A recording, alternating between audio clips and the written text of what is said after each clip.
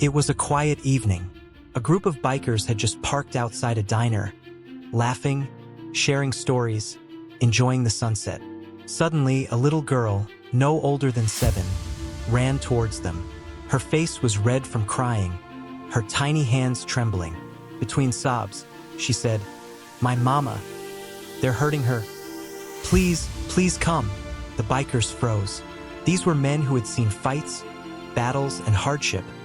But nothing breaks a man's heart like seeing a child in pain. Without a second thought, the leader of the group stood up, looked at his brothers, and said only one word: "Let's ride." The engines roared to life. The girl climbed onto the back of one of the bikes, still clutching her little teddy bear, guiding them with a shaking finger.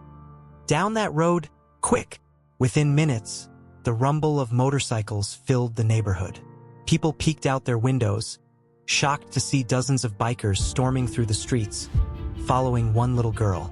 The closer they got, the clearer the screams became.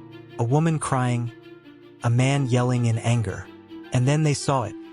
Outside a rundown house, a man dragging a woman by her hair, shouting, as neighbors stood frozen, too afraid to act.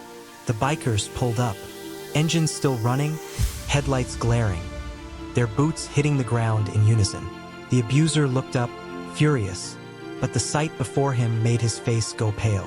40 bikers stood shoulder to shoulder, their leather vests glowing in the dim streetlight, eyes burning with rage. The leader stepped forward, his voice deep and steady. "You put your hands on her again, and you'll answer to us."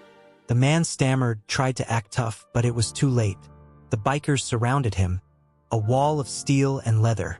The little girl ran to her mother, sobbing as the woman held her tight.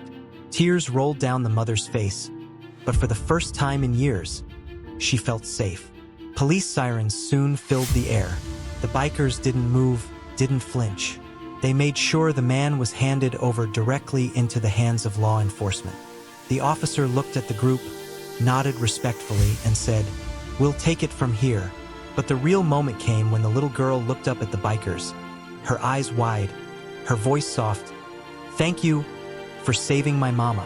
The toughest men on the block suddenly looked away, hiding their tears, because that night it wasn't about bikes or leather or reputation. It was about something much bigger. It was about family. It was about justice. And it was about the power of standing up when it matters most. So the next time you hear the roar of 100 bikes coming down the street, remember this. Sometimes it's not just noise. Sometimes it's the sound of heroes arriving.